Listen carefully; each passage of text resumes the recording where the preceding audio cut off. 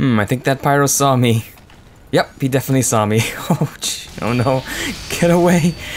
Come on. Oh, go heavy, get him heavy, get him heavy. Oh, holiday punch! It's the holiday punch! I'm sorry, I saw your kill. Oh, the holiday punch is actually useful. Hello everyone, this is Kona, and thank you for tuning in to another TF2 commentary.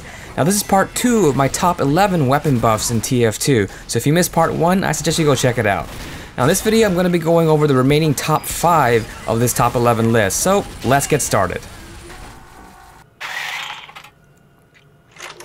Starting with number 5 is the Conqueror. Now the Conqueror was released as part of the Shogun pack in March of 2011. This was the third backpack-like secondary for the soldier that offered some sort of buff after filling up your rage meter.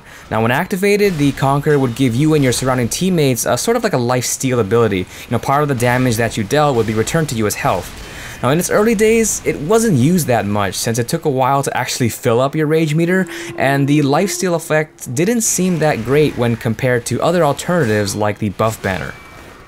Now over the years, they slowly buffed it by increasing the amount of lifesteal and increasing the rate at which you build your rage meter, but I think the biggest change happened when they added a speed boost in addition to the health on hit effect, and they also added a passive +2 health per second. Now the speed boost is really nice since you can actively dodge while dishing out damage, but I think it's the passive health regen that really made this weapon shine. Sometimes when you're playing on a pub server and no one plays medic, right? We've all been there, where we're in a pub server and there's just no medic on our team. We're spamming E and we're never gonna get healed. So with something like the Conqueror, you don't really need a medic on your team to stay in the fights. You can just back off a little bit, heal up, and then go right back in. And when you combine it with something like the Black Box, boy, you can be really aggressive with this type of loadout. Now this buff really brought the Conqueror to about the same level as the buff banner and now the slightly buffed Battalion's backup, so now you have 3 great backpacks to choose from. Next at number 4 is the Babyface's Blaster, or BFB. Now the BFB was added to the game in the Pyromania update in June 2012. It was 40% more accurate than the default scattergun, but it did -30% less damage, so I guess meat shots were a little less satisfying with this weapon. Now the main attribute of this weapon was that it greatly affected the scout's movement speed. You started off with -35% slower movement speed, but you could increase this to up to double the scout's speed by building up your boost meter. Each time you landed a hit, you would build up your boost meter and you would gradually increase your movement speed to the point where you could literally run circles around people. However, if you jumped, your boost meter would reset and you had to start all over again. I guess this was sort of known as the no jumping allowed shotgun, since all it took was a single jump to ruin everything. Sometimes I would actually forget about that and, accidentally jump out of habit, which would get me killed a lot. The BFB got some major changes in the Two Cities update in November 2013. They changed the initial speed penalty to only -10%, so it didn't feel that sluggish. They removed the -30% damage penalty, and your boost meter is only partially lost on air jumps only, so you can at least get one jump off the ground without having any negative effects. On the downside, they reduced the clip size from 6 shots to 4 shots, and they removed the 40% more accurate attribute, so it now has the same bullet spread as the default scattergun.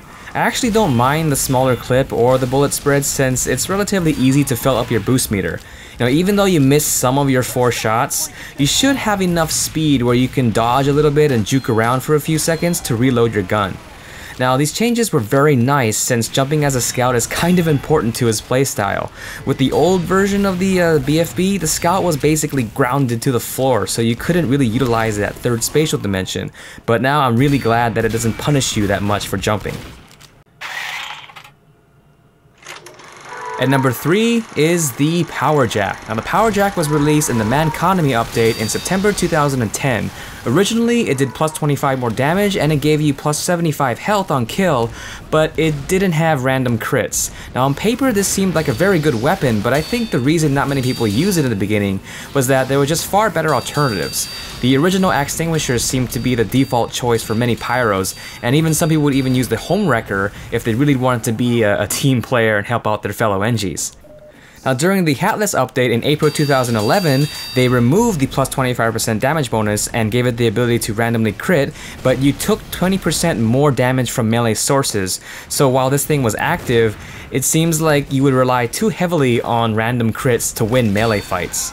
I think the major buff happened during the July 2013 update when they added the plus 15 faster movement speed. Now as a downside, they did change the plus 20% melee damage vulnerability to just a straight up 20% damage vulnerability to all types of sources. But luckily, like all the other stats, it only takes effect when the weapon is active. Now the plus 15% increase in movement speed might not seem like a lot, but remember, the Pyro is a pretty fast class to begin with. By quickly switching to your power jack, you can easily flank the enemy or even use that extra speed in a melee fight to kind of juke around people.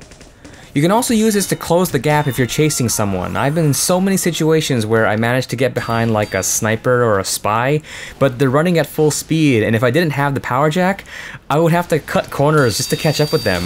But now all you have to do is switch to the power jack temporarily just to close that gap, and then switch back to your primary weapons to finish them off. Now this change was most likely due to the fact that Valve removed gameplay buffs of set bonuses.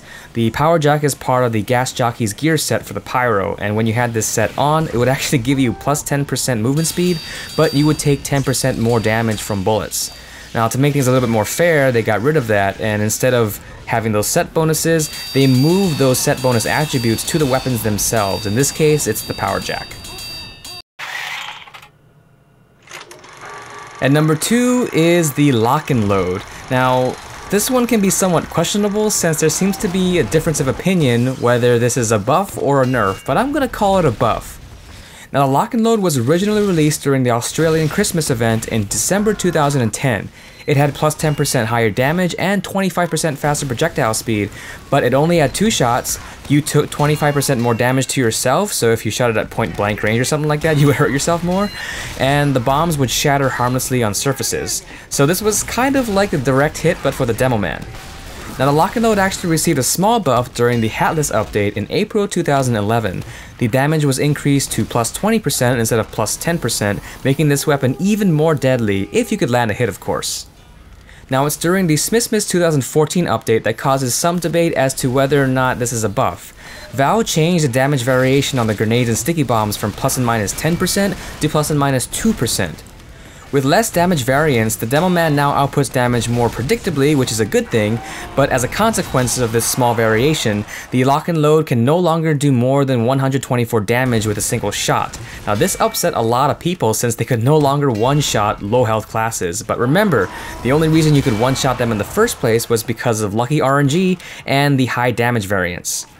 Now a definite downside to the new lock and load is the 25% smaller blast radius, so this is really more like a direct hit for the Demo Man. On the upside though, they removed the plus 25% self-damage penalty, and they also give you 3 grenades per clip instead of 2, which makes it a lot easier to get hits. If you miss your first shot, you can quickly make adjustments for your next 2 shots without having to reload, because sometimes reloading can really break your DPS momentum. With 3 shots in a row, high health classes like heavies and soldiers, they have to worry a little bit more about lock and load Demo Men. Also, this may just be a personal thing, but having the grenades spiral through the air rather than tumble end over end like the regular pipes seems to make the lock and load, feel a little bit more accurate, but maybe it's just me. Finally, at number 1 is the Quickfix. Now the Quickfix was added to the game during the Uber update in June 2011. Now this weapon is all about speed, both in healing and movement speed. You can heal people faster, charge your Uber faster, and physically move faster if the person you're healing is faster than you. You can even almost use the 300% Uber as sort of like a mini Uber. You won't be invulnerable, but it might just give you enough health in order to survive a fight. Now the biggest downside to the initial release of the Quickfix was the lack of any overhealing. Now overhealing is a big part of TF2 because it acts as sort of like a small buffer that allows you to switch over to heal someone else without really worrying too much about the last person you healed. About a year after release, they added the ability for medics to mirror blast jumps of their healing targets, so now you could really pocket a soldier or demo man and stay with them even if they decided to do some crazy jumps. I think the biggest buff happened in July 2013 when they finally added an overheal. Now even though it's only 50% overheal compared to the other meta guns, at least it's better than nothing. Now, I really like the changes that they made, but sometimes I find that the Quickfix is not really a replacement for the other weapons like the default metagun and the Kritzkrieg. The invulnerability and the crits of those weapons are just too good to ignore, so I think the Quickfix works well as sort of like a secondary support medic weapon. With the Quickfix, you can easily make sure that your primary medic stays alive and doesn't drop his Uber, and you can quickly heal other people when your primary medic is busy Ubering someone else. So those are my top 11 most memorable weapon buffs in TF2. I'm really glad that Valve notices some of these underused weapons and tries to figure out ways to change them so that it keeps the TF2 meta interesting. Now my question for you guys is, what is your most memorable weapon buff in TF2? Which weapon buff did you like the best, or which one did you hate the most because maybe now it's a pain to play against? Let me know in the comments below. So I hope you enjoyed this video, thank you very much for watching, and have a great day.